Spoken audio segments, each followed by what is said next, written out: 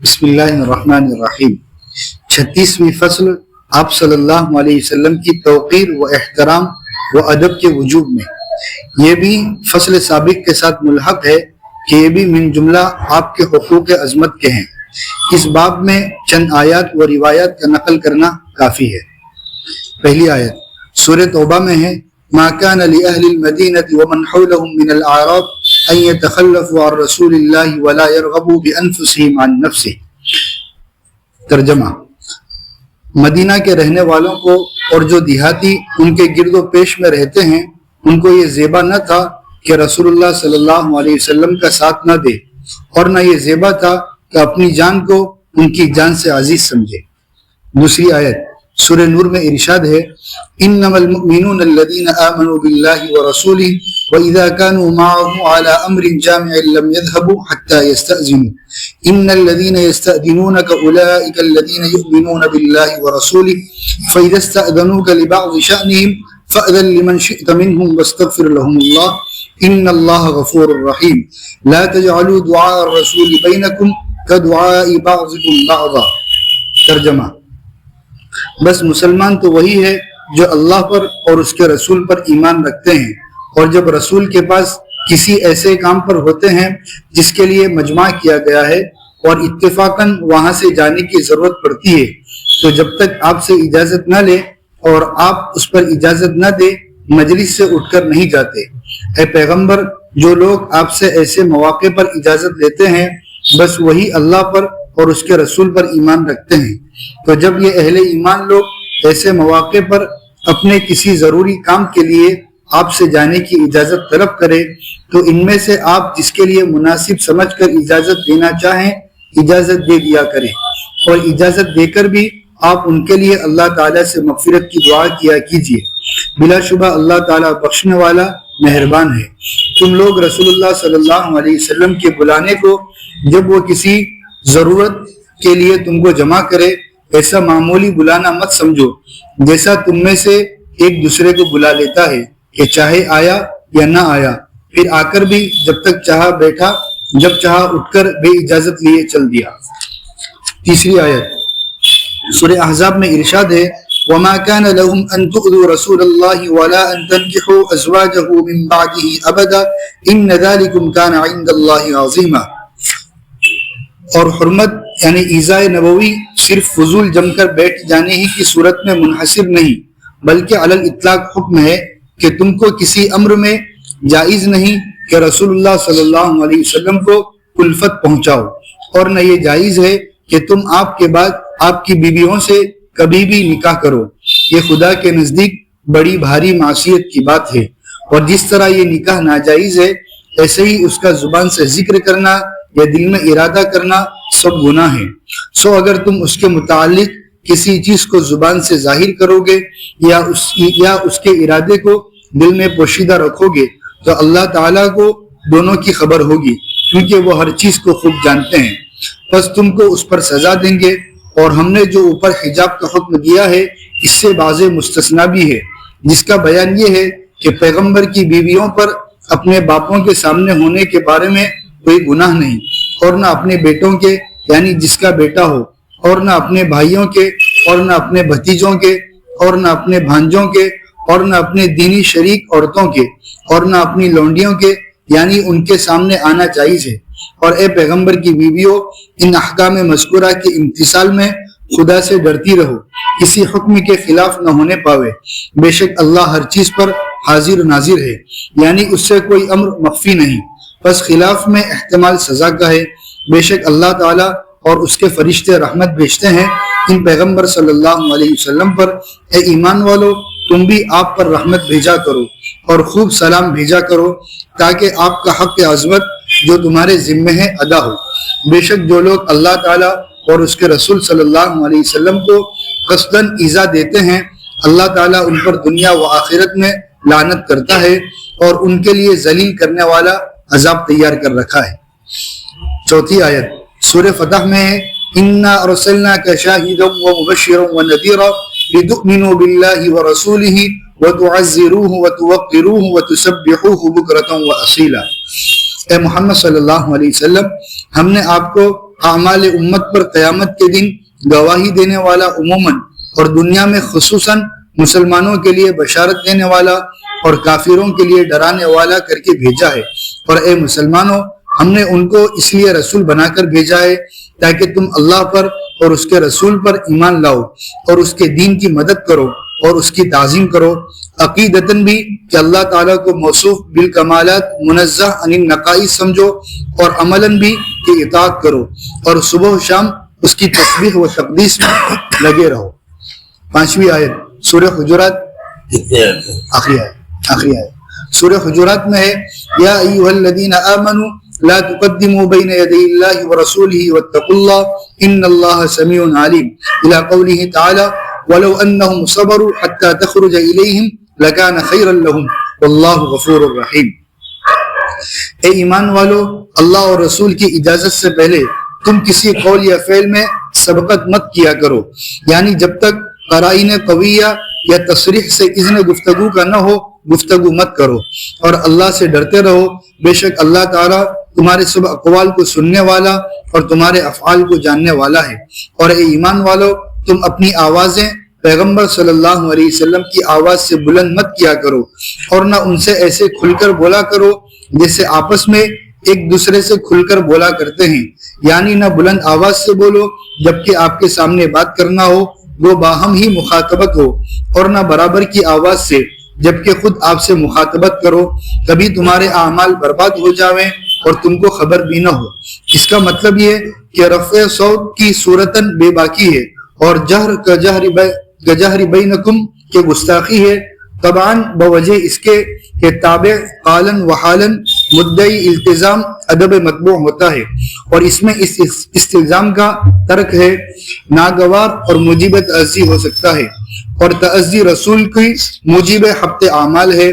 اور گو اور معاصی موجب حبط نہیں ہوتے،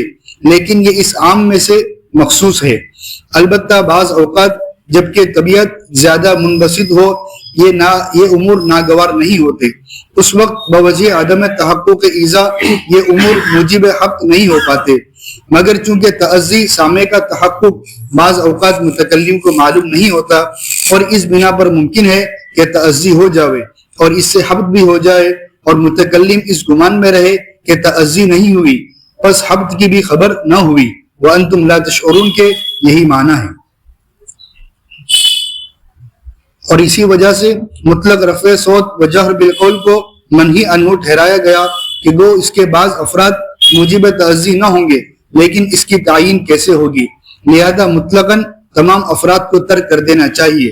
یہ تو ترغیب تھی رفع صوت کی، پر آگے ترغیب ہے خفض صوت کی، کہ بے شک جو لوگ اپنی آوازوں کو رسول اللہ صلی اللہ علیہ وسلم کے سامنے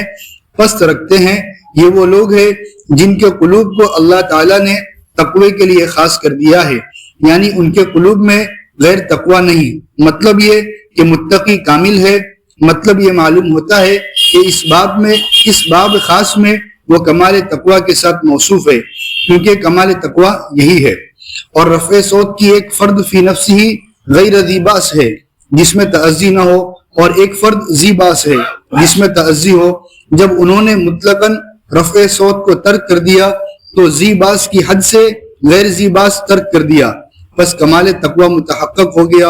اور فی نفسی کی قید اس لیے لگائی کہ بعد نہیں کہ پھر تو دونوں فردیں ذی باس آ گئے۔ ان کے عمل کا ثمرہ اخروی مذکور ہے کہ ان لوگوں کے لیے مغفرت اور اجر عظیم ہے جو لوگ حجروں کے باہر سے آپ کو پکارتے ہیں، ان میں اکثروں کو عقل نہیں، ورنہ آپ کا ادب کرتے اور ایسی جرأت نہ کرتے، اور اگر یہ لوگ ذرا صبر و انتظار کرتے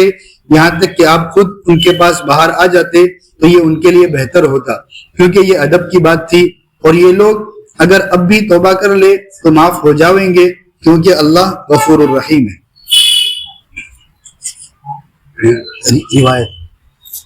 روایت اول سنن ابی داؤد۔ بسم اللہ الرحمن الرحیم، الحمدللہ رب العالمین، والصلاة والسلام علی سید الانبیاء والمرسلین محمد وآلہ وصحبہ اجمعین، اما بعد۔ اس وقت ہمارے یہاں ایک کتاب کی جو تعلیم ہو رہی ہے اس کی وجہ اور انتخاب کی وجہ اب حضرت کو میں نے پہلے بتایا تھا، لیکن حضرت مولانا آج موجود ہے، اس وجہ سے مختصر طور پر بتا رہا ہوں کہ آج کل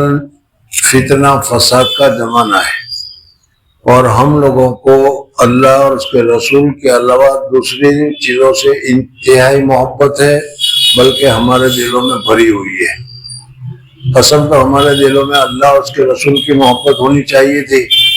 لیکن اس ماحول کی وجہ سے اور کیا ہے کچھ بہت زمانے نبوت کی وجہ سے آج کل ہمارے زمانے میں ہمارے دلوں میں حضور صلی اللہ علیہ وسلم کی محبت، ہم تو کہتے ہیں کہ بہت محبت ہے، لیکن حقیقت کے اعتبار سے حضور اقدس صلی اللہ علیہ وسلم کی محبت جتنی جیسی ہونی چاہیے ویسی نہیں ہے۔ تو اس وجہ سے سوچا گیا کہ کوئی ایسی کتاب یا کوئی ایسی بات آپ حضرت کے سامنے پیش کی جائے کہ جس کی وجہ سے ہمارے دلوں میں حضور اقدس صلی اللہ علیہ وسلم کا وقار، عزت، احترام اور مقام پیدا ہو، اور جس کی وجہ سے حضور اقدس صلی اللہ علیہ وسلم کی محبت ہمارے دل میں آئے۔ سوچنے سے یہ بھی بات معلوم ہوئی کہ ہم لوگوں کو دوسری چیزوں کی سیرت یا دوسری چیزوں کی تفصیلات، خاص کر کے مقامی سیاسی حضرات یا سینما والے حضرات، ان کی ساری تفصیلیں ہمیں معلوم ہوتی ہیں، کون ہے، کیا ہے، کتنے بیٹے ہیں، کتنی بیٹیاں ہیں، کیا کرتے ہیں وغیرہ۔ شاید کوئی ہو جسے معلوم نہ ہو، آپ حضرات تو متقی پرہیزگار ہیں اس لیے آپ لوگوں کی بات نہیں کرتا، لیکن لوگوں میں یہ حال ہے۔ اگر ہمیں نہیں معلوم تو یہ کہ ہمارے رسول کون تھے، کیسے تھے، کیا تھے، اللہ تبارک و تعالیٰ کے ان کا مقام کیا تھا، اور اللہ تبارک و تعالیٰ نے ان کا ادب احترام کرنے کا ہمیں کیا حکم دیا، کتنی محبت کرنے کا حکم دیا، یہ ساری چیزیں تمہارے سامنے پہلے بیان ہو چکی ہے۔ پھر اس کے بعد اللہ جل جلالہ و من والوں نے ہمیں جو رسول عطا کیا، دنیا میں بہت سارے رسول آئے، حضرت آدم علیہ السلام سے لے کر حضور اقدس صلی اللہ علیہ وسلم تک 1,24,000 کی تعداد بتائی جاتی ہے، لیکن ان سارے نبیوں میں، ان سارے رسولوں میں سب سے زیادہ اونچا درجہ اگر ہے کسی کا تو یہ حضور اقدس صلی اللہ علیہ وسلم کا ہے۔ اور حضور اقدس صلی اللہ علیہ وسلم کو اللہ تبارک و تعالیٰ نے کتنا اونچا درجہ دیا، اس درجے کو بھی بتاتے ہوئے ابھی 2-3 ہفتے ہوئے کہ آپ کے سامنے آیا تھا کہ اللہ جل جلالہ نے حضور اقدس صلی اللہ علیہ وسلم کو مقام محمود عطا فرمائیں گے۔ مقام محمود کون سا درجہ ہے وہ تفصیل حضرت کے سامنے گزری تھی، اور اس مقام محمود سے اوپر کوئی درجہ ہے ہی نہیں، اور اسی وجہ سے شاعر کہتا ہے کہ بعد از خدا بزرگ تو قصہ مختصر، اللہ تبارک و تعالیٰ کے بعد مخلوقات میں سب سے اونچا درجہ حضور اقدس صلی اللہ علیہ وسلم کا ہے۔ پھر اس کے بعد اس کتاب میں بتایا گیا کہ اللہ جل جلالہ نے حضور اقدس صلی اللہ علیہ وسلم کو صرف اونچا درجہ ہی نہیں دیا، بلکہ ہر چیز میں حضور اقدس صلی اللہ علیہ وسلم کو مقام عالی دیا، اور اسی مقام عالی کی چند مثالیں گزری، اور اس میں یہ تک بتایا کہ جنت میں جو مقام، جو جگہ جو حضور اقدس صلی اللہ علیہ وسلم کو دی جائے گی وہ سارے جنتیوں سے سب سے زیادہ اعلیٰ، سب سے زیادہ افضل اور سب سے زیادہ اونچی ہوگی، یعنی جنت میں بھی حضور صلی اللہ علیہ وسلم کا درجہ سب سے زیادہ اونچا ہوگا۔ بہت ساری چیزیں آپ حضرت کے سامنے یہ آ گئی ہے اور یہ آپ کو معلوم بھی ہوگا۔ ان سب کا خلاصہ یہ تھا کہ ہمارے دلوں میں حضور اقدس صلی اللہ علیہ وسلم کی محبت پیدا ہونی چاہیے، اور گزشتہ کل بتایا تھا کہ محبت کے ساتھ ساتھ اتباع ہونی چاہیے۔ محبت ابو طالب کو بھی بہت تھی، حضور اقدس صلی اللہ علیہ وسلم کے ساتھ 3 سال تک شعب ابی طالب میں قید رہے، لیکن اطاعت اور فرما برداری نہ ہونے کی وجہ سے آخر میں ایمان لانے سے وہ محروم رہے۔ آپ حضرات کو معلوم ہے آج کل بھی محبت کے تو دعوے دار بہت ہیں، یا رسول اللہ کر کے دعوت کرنے والے بہت سارے ہیں۔ عید میلاد النبی مستقلاً نئی عید، حالانکہ ہمارے یہاں 2 عید ہے، عید الفطر اور عید الاضحیٰ، لیکن ہمارے دوستوں نے تیسری عید بھی کر دی، عید میلاد النبی، اور پھر اس کے جلوس اور اس میں جو حالات ہوتے ہیں وہ ساری آپ حضرات کے سامنے ہیں۔ تو حضور اکرم صلی اللہ علیہ وسلم کی محبت اور اس محبت کے ساتھ ساتھ اطاعت اور فرما برداری ہونی چاہیے. اگر محبت ہو اور اطاعت اور فرما برداری نہ ہو تو یہ نری محبت کوئی مفید نہیں، بلکہ جس میں اطاعت اور فرما برداری ہو وہ محبت زیادہ مفید ہوا کرتی ہے. اور ہمارے اندر آج اسی چیز کی کمی ہے کہ ہماری تہذیب، ہمارا تمدن، ہمارے گھریلو حالت، ہمارے کھانے پینے کی حالت یا ان کے علاوہ دوسری چیزیں دیکھو، وہ سب کے سب یہود اور نصارہ سے ملتی جلتی ہے، حضور اکرم صلی اللہ علیہ وسلم کی سنتوں سے ملتی جلتی نہیں ہے. یہ دوسری بات رہی کہ بعض مرتبہ ہم کیا ہے عذر بھی کر لیتے ہیں کہ بھائی معذور ہے، کیا کریں، اس وجہ سے ایسا کرنا پڑتا ہے. لیکن طریقے سارے کے سارے ہمارے وہ، جیسے حدیث میں حضور صلی اللہ علیہ وسلم نے فرمایا کہ تم اتباع کرو گے شبرن بے شبرن یہود و نصارہ کے، بالش میں بالش. اگر ان میں سے کوئی گو کے کھو میں گیا ہوا ہوگا تو تم لوگ بھی جاؤ گے. آج بالکل یہی حالت ہماری ہے. اس وجہ سے یہ کتاب آپ حضرت کے سامنے شروع کی گئی تھی کہ جس کی وجہ سے حضور اکرم صلی اللہ علیہ وسلم کی پیدائش سے پہلے تک کی حالت، پیدائش سے پہلے تک کی حالت. اور کتابوں میں اگر تم دیکھو گے تو بعض معتبر کتابوں میں تو سب صحیح ہے، لیکن غیر معتبر کتابوں میں بھی بہت ساری غلط باتیں بھی سیرت کے نام پر مشہور ہیں. اس وجہ سے حضرت اکبر ثانی رحمۃ اللہ علیہ کی کتاب نشر الطیف فی ذکر النبی الحبیب یہ آپ حضرت کے سامنے شروع کی گئی تھی. آج یہ بتا رہے ہیں، آج ابھی جو تعلیم ہو اس میں کہ حضور اکرم صلی اللہ علیہ وسلم کا احترام، حضور اکرم صلی اللہ علیہ وسلم کا ادب، حضور صلی اللہ علیہ وسلم کی حیاتی میں تو ضروری تھا ہی تھا، لیکن حضور اکرم صلی اللہ علیہ وسلم کے پس پردہ تشریف لے جانے کے بعد بھی ہمیں حضور اکرم صلی اللہ علیہ وسلم کے احترام اور ادب کی اتنی ضرورت ہے. اگر حضور صلی اللہ علیہ وسلم کے زمانے میں ہم بے ادبی کرتے تو منافق کا بے ادبی کرتے تو کافر کا بے ادبی کرتے تو غلط الزام لگ جاتا تھا. آج لگا نہیں سکتے، لیکن ہمارا کام اگر دیکھنے جاؤ تو بالکل ایسا ہی کہ حضور اکرم صلی اللہ علیہ وسلم کو اذیت ہو رہی ہے. ابھی ایک دم ایک قصہ یاد آ گیا کہ کابل سے ایک آدمی جو ایران سے کوئی بہت بہترین شاعر تھا، ان کے اشعار کو سن کر وہ یہ سمجھا کہ یہ تو محب رسول صلی اللہ علیہ وسلم ہے، حضور اکرم صلی اللہ علیہ وسلم کے بہت محبوب ہے، اس وجہ سے ان سے ملنا چاہیے. ظاہر بات ہے کہ اگر کوئی واقعی میں حضور اکرم صلی اللہ علیہ وسلم کے ساتھ تعلق والا ہے تو اس سے ساتھ ملنا سعادت ہے ہماری. تو وہاں سے چلا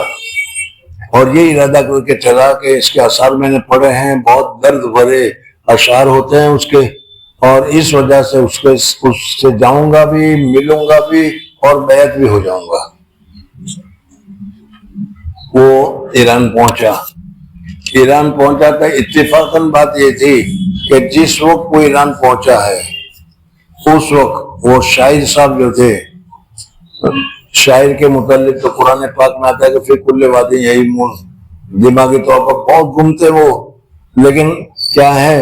انہوں نے جب دیکھا کہ شاعر صاحب اپنی داڑھی منڈوا رہے ہیں تو ان کو بہت بڑا صدمہ ہوا کہ اللہ، جس آدمی کو میں یہ سوچ کر آیا تھا کہ متبع سنت ہوگا حضور اکرم صلی اللہ علیہ وسلم کا، کیا اتنی زیادہ قدر کر رہے ہیں، اتنی زیادہ محبت کی باتیں کر رہے ہیں تو بہت ہی اونچا ہوگا، اور یہ تو یہاں کیا معاملہ ہے.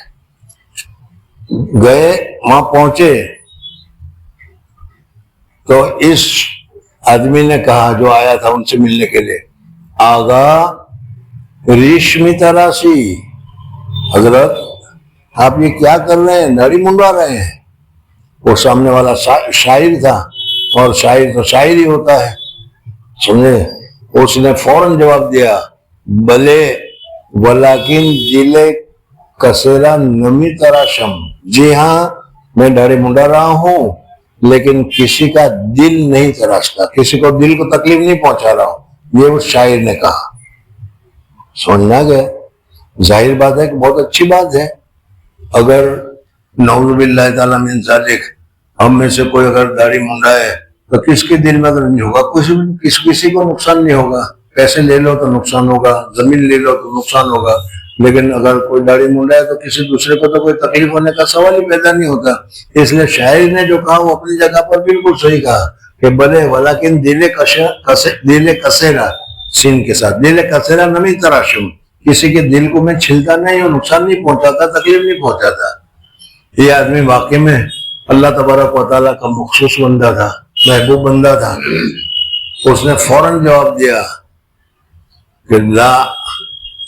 دل رسول اللہ صلی اللہ علیہ وسلم نی خراشی. تو کہتا ہے کہ میں کسی کا دل نہیں دکھاتا, تیری داڑھی ملنے کی وجہ سے حضور اکرم صلی اللہ علیہ وسلم کی دل مبارک پر رنج ہو رہا ہے, تکلیف ہو رہا ہے کہ میری سنت کی اتنا ہی احترام, اتنی عزت, اتنی ہی بات. اللہ تبارک و تعالیٰ کو جس سے بھی ہدایت دینا ہو تو اس کو سنتے کے ساتھ ہی وہ شاعر ہے, اس کے دل میں کیا ہے اللہ کا محبت پیدا ہو گئی, اور اس صورت میں اس کی آنکھیں کھل گئی, اور کھول کرنے کے بعد اس نے کہا کہ ہاں بالکل صحیح فرمایا کہ میری داڑھی منڈانے کی وجہ سے حضور صلی اللہ علیہ وسلم کو رنج ہوتا ہے, حضور صلی اللہ علیہ وسلم کو اذیت ہوتی ہے. اور پھر اس کے بعد اس نے کہا کہ آپ جو آیا تھا وہاں کابل سے, سمجھنا, ہاتھ پھیلائیے, میں تم کو اپنا پیر بنا لیتا ہوں, میں تیرے ہاتھ پر بیٹھ ہوتا ہوں. بہرحال اس قسم کے واقعات دنیا میں بہت سارے ہوئے ہیں, ہوتے بھی رہتے ہیں. تو حضور اکرم صلی اللہ علیہ وسلم کی عزت اور احترام کرنے کے متعلق اس سے پہلے کل واقعہ گزرا تھا کہ حضور اکرم صلی اللہ علیہ وسلم نے فرمایا کہ لا یؤمن احدکم حتی اکون احب الیہ من والدہ وولدہ والناس اجمعین. حضرت عمر فاروق رضی اللہ تعالیٰ عنہ موجود تھے. حضرت عمر فاروق رضی اللہ تعالیٰ عنہ صحابہ کرام تھے, اور صحابہ کی عادت میں نے بتائی تھی کہ ہماری طرح زبان پر کچھ, دل میں کچھ نہیں کرتے تھے, دل صاف ہوتا تھا, جو دل میں آ گیا فوراً کہہ دیا. حضرت عمر فاروق رضی اللہ تعالیٰ عنہ نے جب اس حدیث سنی حضور صلی اللہ علیہ وسلم سے, تو حدیث سن کر سب سے پہلے انہوں نے اپنے اوپر لیا کہ حضور اکرم صلی اللہ علیہ وسلم نے جو ارشاد فرمایا ہے میں سوچوں کہ کیا ہے. یہاں ایک منٹ تھوڑی دیر کے لیے میں یہ کہہ دوں کہ یہاں پر بھی ہماری غلطی ہے. واضح تو بہت سنتے ہیں اور تقریریں بھی بہت سنتے ہیں اور درد بھری حدیثیں بھی بہت سنتے ہیں, لیکن کبھی کسی حدیث کے متعلق ہم یہ نہیں سوچتے, یہ نہیں غور کرتے کہ یہ حدیث مجھ پر لاگو ہو رہی ہے یا نہیں.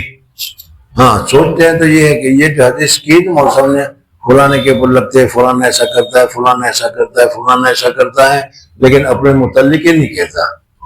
حالانکہ صحابہ کرام رضوان اللہ تعالیٰ علیہ اجمعین کے جو واقعات تاریخ میں لکھے ہوئے, حضور اکرم صلی اللہ علیہ وسلم ایک مرتبہ مسجد میں تھے اور صحابہ کرام رضوان اللہ تعالیٰ علیہ اجمعین تشریف لا رہے تھے. حضرت عبداللہ ابن مسعود رضی اللہ تعالیٰ عنہ تشریف لا رہے تھے اور حضور اکرم صلی اللہ علیہ وسلم نے مسجد میں کہا کہ بیٹھ جاؤ.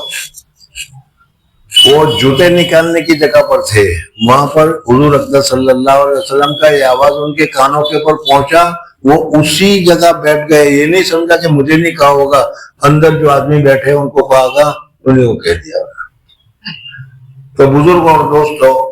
ہم لوگوں کے لیے اصلاح کی بہت ضرورت ہے. زبانی طور پر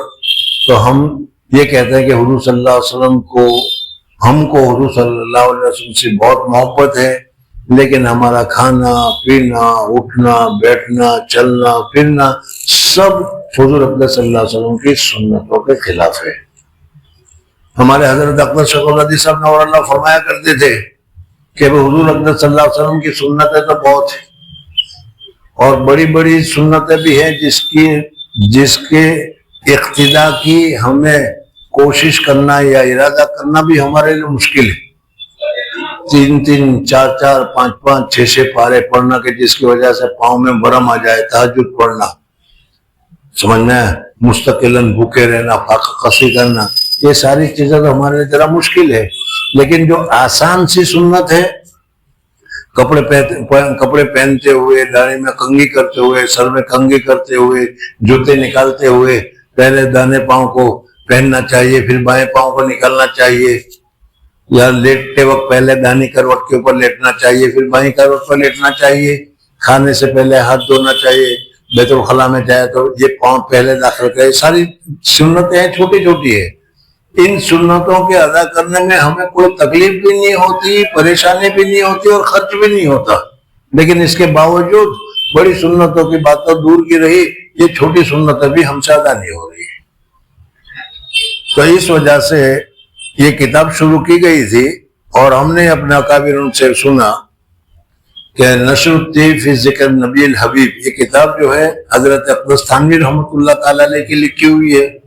حضرت اقدس تھانوی رحمۃ اللہ علیہ کا مقام اور مجدد ہونا،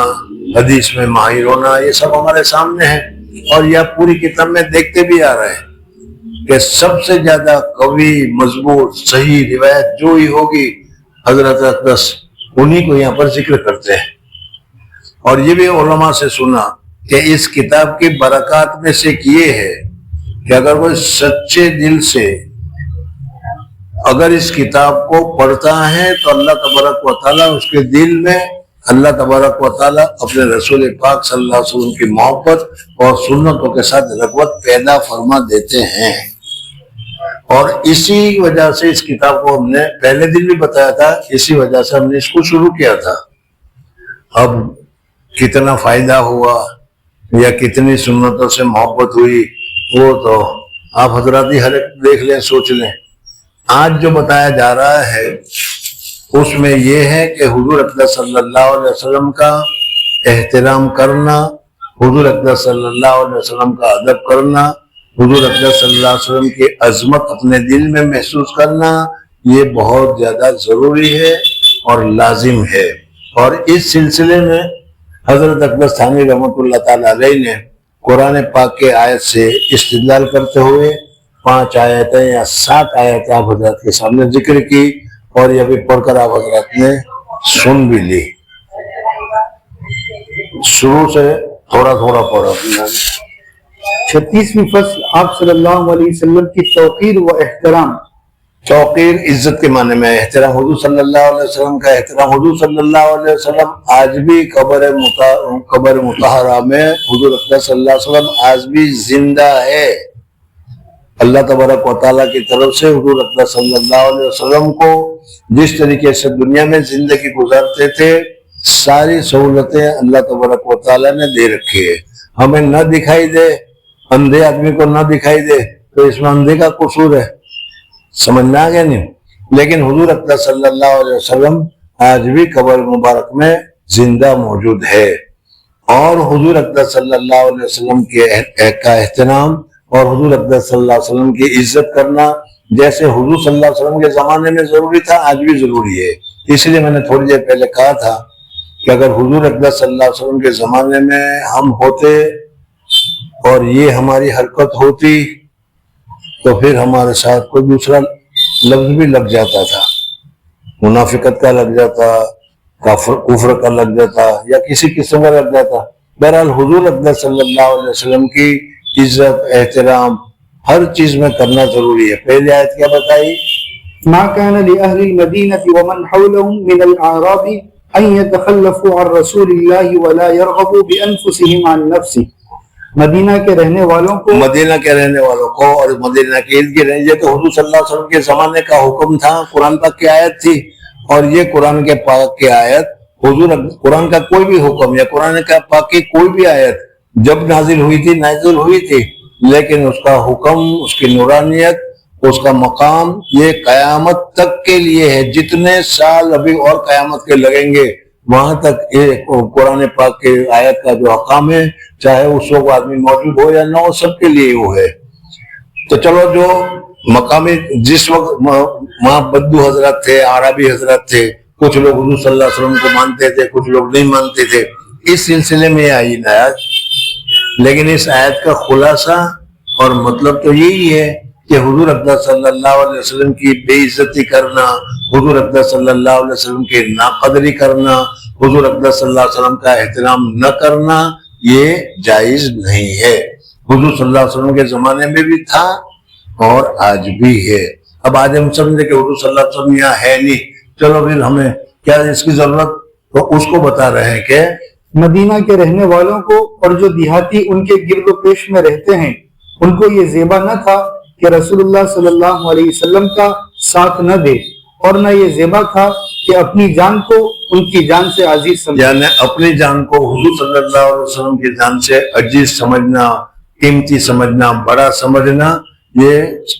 اس زمانے کے لوگوں کی غلطی تھی۔ اگر اس زمانے کے لوگوں کی غلطی تھی تو آج بھی اگر کوئی آدمی اپنی جان کو حضور اقدس صلی اللہ علیہ وسلم کی جان سے زیادہ قوی، حضور اقدس صلی اللہ علیہ وسلم کی جان سے زیادہ قیمتی سمجھ رہا ہے تو یہ اس کی غلطی ہے یا نہیں؟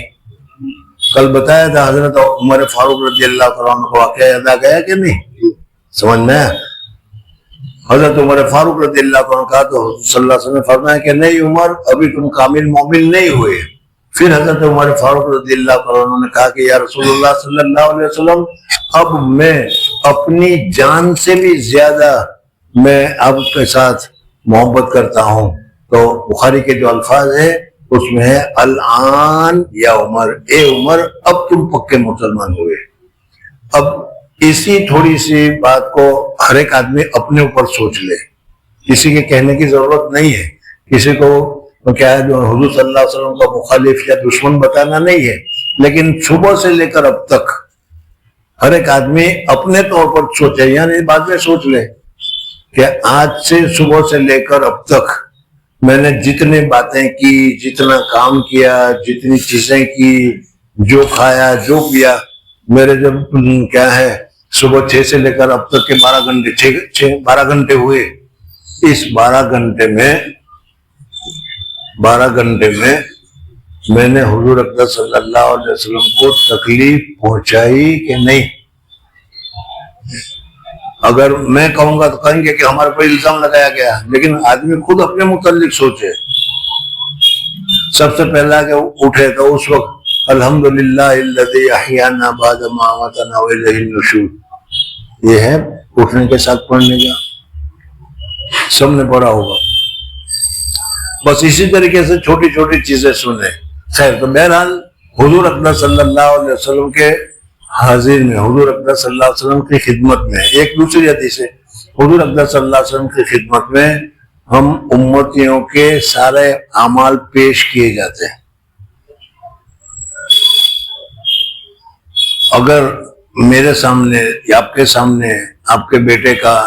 اسکول کا رپورٹ آتا ہے، مدرسے کا رپورٹ آتا ہے، اس میں آتا ہے کہ تمہارا بیٹا یہ کرتا ہے، یہ کرتا ہے، یہ کرتا ہے، یہ کرتا ہے، یہ کرتا ہے، تو ہمیں خوشی ہوتی ہے یا رنج ہوتا ہے؟ اگر اچھا کام کرتا ہے تو خوشی ہوتی ہے، اور اگر اچھا کام نہیں کرتا تو رنج ہوتا ہے۔ تو اسی طریقے سے حضور اقدس صلی اللہ علیہ وسلم کی خدمت میں جب ہمارا رپورٹ پہنچتا ہوگا تو حضور اقدس صلی اللہ علیہ وسلم کے قلب اطہر کو خوشی ہوتی ہوگی یا رنج ہوتا ہوگا؟ ایک بات۔ دوسری بات یہ یاد رکھو کہ حضور صلی اللہ علیہ وسلم کی مجلس،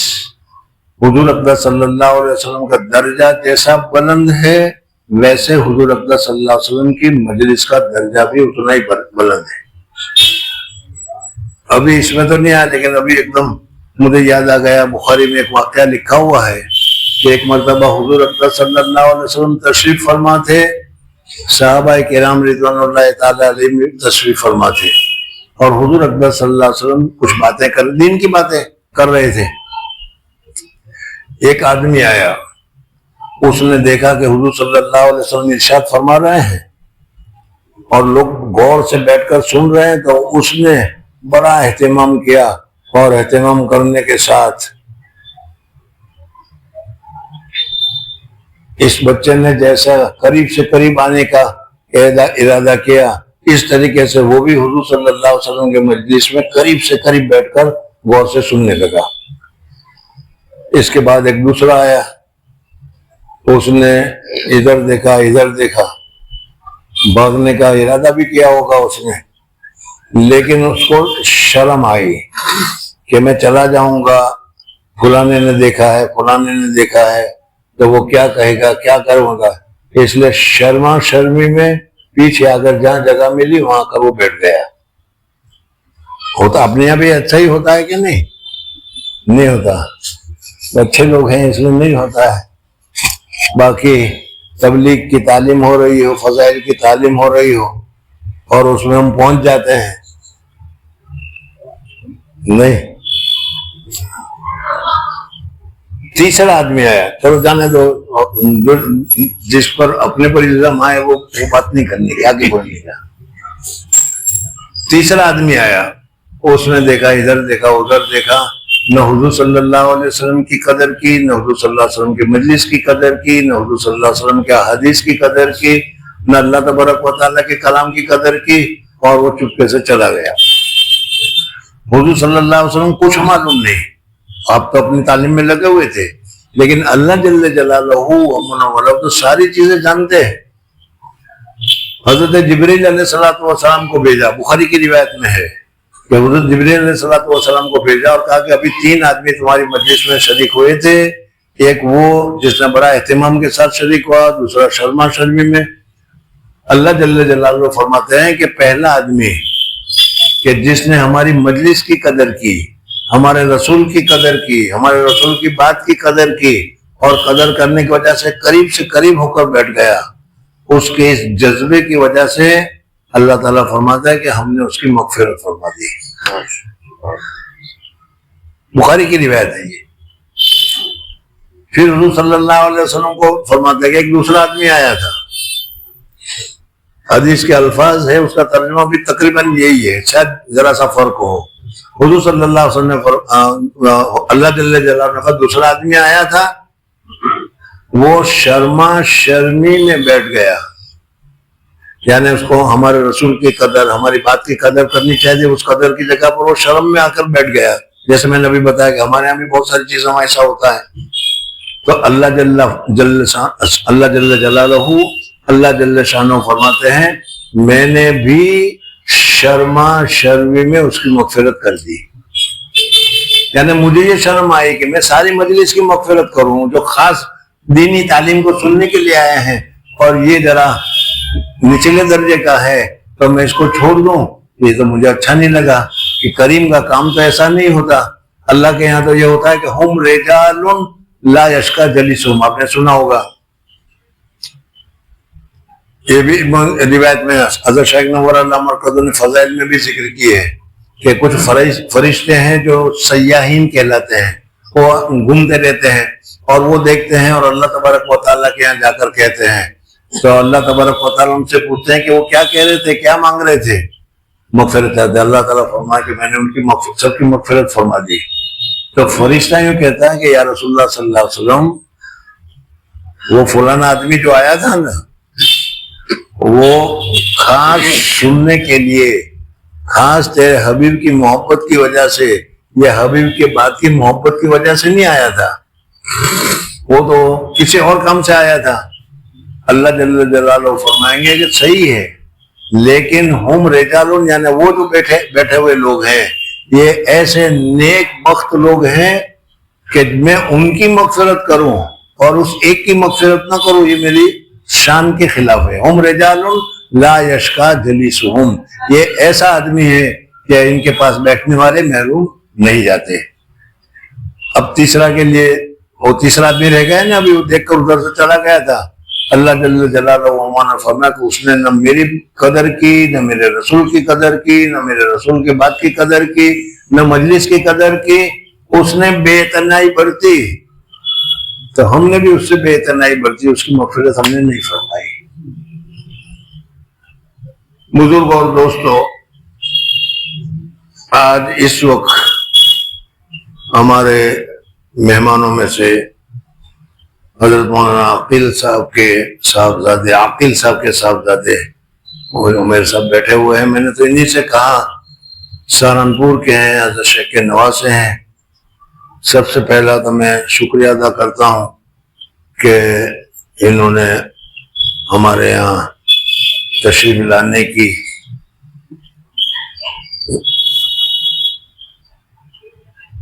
برکت عطا فرمائی ہم لوگوں کو. اگر وہ نہ آتے تو ہم کیا کر لیتے پتہ بھی نہیں چلتا. بہرحال وہ آئے ہوئے تھے تو آج یہاں ابھی جا رہے ہیں مغرب کی نماز کے بعد. بہرحال یہ جو کچھ آپ سن رہے تھے انہی کے گھر کی چیزیں ہیں جو کچھ کان میں پڑی تھی آپ حضرات کے سامنے پہنچائے.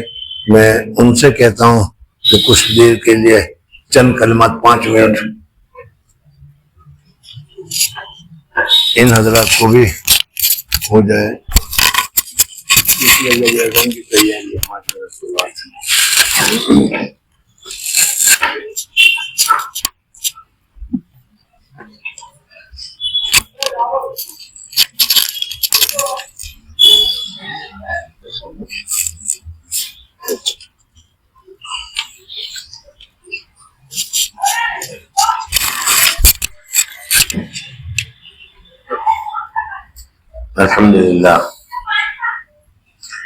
الحمدللہ وکفا والسلام علی عبادہ الذین اصطفى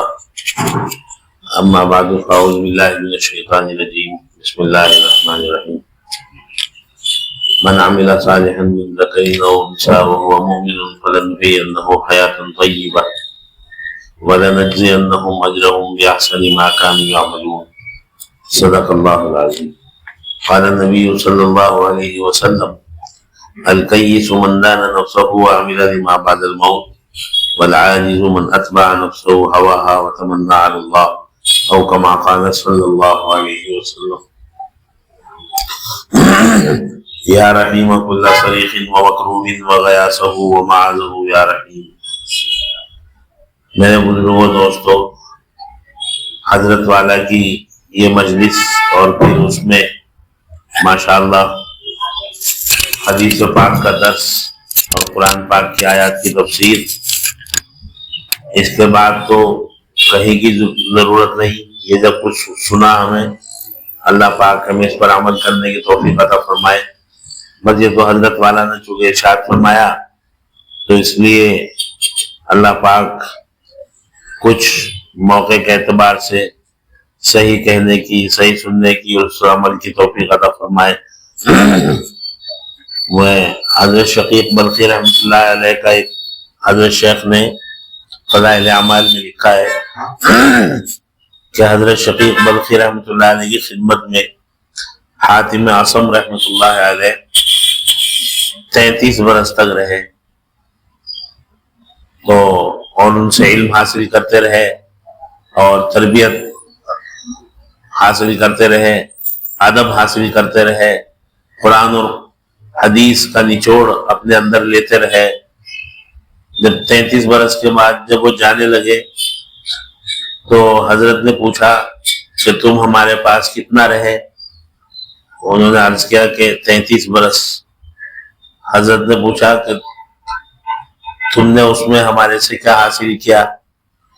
انہوں نے عرض کیا کہ 8 باتیں. تو حضرت نے کہا کہ بھئی 33 برس کا عرصہ تو بہت ہے اور آپ باتیں 8 ہی بتا رہے تم کہ جی حضرت. پھر انہوں نے حضرت نے فرمایا وہ بتاؤ باتیں. تو انہوں نے وہ باتیں عرض کی کہ حضرت میں نے دیکھا دنیا والوں کو تو کوئی کسی پیشے سے محبت کرتا ہے، کوئی کسی پیشے سے، کوئی کسی کی ذات سے، کوئی کسی سے، تو مختلف. اور لیکن ایک دن محبت کرنے والا الگ ہو جاتا ہے اور محبوب الگ ہو جاتا ہے. تو میں نے قرآن شریف میں دیکھا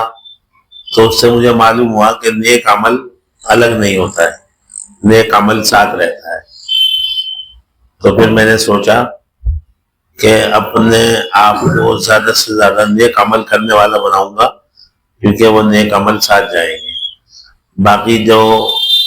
دوستیاں کروں گا ادھر ادھر کی وہ کوئی ساتھ نہیں جائے گی. اللہ والوں کی صحبت، ان کی باتیں، ان کی نصیحت اور نیک اعمال کی محبت، بس یہی ساتھ جائے گی. تو میں نے سوچ لیا کہ اسی چیز کے مطابق زندگی گزارنی ہے. جیسے ہم نے اپنے بزرگوں کو دیکھا، حضرت شیخ الحدیث مولانا زکریا صاحب رحمۃ اللہ علیہ، اور واقعہ سنا حضرت کا، اور حضرت کے والد مولانا محمد یحییٰ صاحب اور ان کے والد مولانا اسماعیل صاحب، اگر رات میں کوئی نہ کوئی عبادت میں رہتا تھا. حضرت شیخ زکریا پہلے کتاب دیکھتے رہتے تھے، حدیث پاک کا مطالعہ کرتے رہتے تھے، پھر ان کے والد صاحب اٹھ جاتے تھے، پھر ان کو لٹا دیتے تھے، پھر وہ لیٹ جاتے تھے اور مولانا یحییٰ صاحب عبادت میں لگ جاتے تھے. مولانا یحییٰ صاحب عبادت کرتے رہتے تھے، پھر مولانا اسماعیل صاحب اٹھ جاتے تھے اور ان کو لٹا دیتے تھے. تو کوئی نہ کوئی اس میں عبادت میں رہتا تھا. ایسے ہی حضرت ہماری یہاں حضرت مولانا شاہ اسد اللہ صاحب رحمۃ اللہ علیہ، حضرت مولانا اشرف علی تھانوی کے خلیفہ، انہوں نے ایک مرتبہ، ان کے شاگرد تھے حضرت قاری سید صدیق صاحب بانوی رحمۃ اللہ علیہ، تو حضرت مولانا اسد اللہ صاحب نے ان سے کہا اپنے شاگرد سے، اپنے خادم سے، قاری صدیق بانوی رحمۃ اللہ علیہ سے، کہ جاؤ ہماری ایک اندر پہننے والی کمری بنیان یہ دھو کے لے آؤ. وہ دھونے گئے تو اس کے اندر ایک کاپی رکھی ہوئی تھی، اور کاپی اس کے اندر سے نکالی تو اس میں لکھا ہوا تھا کہ حضرت نے یہ عمل رات میں ایک دفعہ کیا، پھر جمعہ کے دن صبح میں کیا، جمعہ میں شام میں کیا. تو انہوں نے پوچھا کہ حضرت یہ کون سا عمل ہے؟ تو حضرت نے پہلے تو ان کو کہا کہ بھئی یہ تو ہماری پرسنل کاپی تھی، تم نے کیوں دیکھ لی؟ پھر خیر جب انہوں نے معذرت کی، وہ کیا کہ حضرت ہمیں بھی کچھ عمل کی توفیق ہو جائے گی، بتا دیجئے. تو حضرت نے بتایا کہ یہ صلاۃ التسبیح کے بارے میں ہے کہ، اور پھر حضرت نے بتایا ایک موقع پر کہ میری عمر کے جتنے دن ہو چکے اتنی مرتبہ صلاۃ التسبیح ہو چکی. جیسے 80 سال کی عمر ہے تو 80 سال میں جتنے دن بیٹھتے ہیں اتنی مرتبہ میں صلاۃ التسبیح پڑھ چکا ہوں. تو وہ کئی مرتبہ پڑھنی پڑی، تب جا کے وہ تعداد برابر ہوئی. اس طرح نیک اعمال سے دوستی. دوسرے میں نے دیکھا، شقیق بلخی سے بتایا، حضرت سے بتایا حاتم اسم نے، کہ میں نے دیکھا کہ لوگ خواہشات کے مطابق زیادہ زندگی گزارتے ہیں، جی چاہی پر. حالانکہ اللہ نے انسان کو خواہشات بھی دی ہے، نفس بھی دیا ہے اور عقل بھی دی ہے. اور فرشتوں کو اللہ تبارک و تعالیٰ نے عقل دی ہے اور خواہشات نہیں دی، اور جانوروں کو خواہشات دی ہیں، عقل نہیں دی. تو اگر انسان اپنی جی چاہی کو، اپنی خواہشات کو اپنی عقل کے تابع کر دے تو اللہ اس کو فرشتوں سے بھی زیادہ درجہ عطا فرما دے. فرشتے وہ صرف عقل رکھتے ہیں، کوئی خواہشات نہیں رکھتے، اس لیے کوئی گناہ نہیں کر سکتے. ان کا گناہ نہ کرنا، برائی سے بچنا، وہ کوئی کمال نہیں ہے، کیونکہ ان کے اندر اس کی طاقت ہی نہیں ہے. انسان کے اندر اس کی طاقت ہے. اللہ نے قرآن میں فرمایا وَهَدَيْنَاهُ النَّجْدَيْنِ، ہم نے دونوں راستے کی طاقت ان کو دے دی ہے. تو اللہ تعالیٰ ہمیں ان بزرگوں کی مجلسوں کی جو نصیحتیں مل رہی ہیں ان پر خوب اچھی طرح عمل کرنے کی توفیق عطا فرمائے. مسافہ کرنا تو کرنا، مگر پھر نماز کے ساتھ فوراً چلے جائیں گے.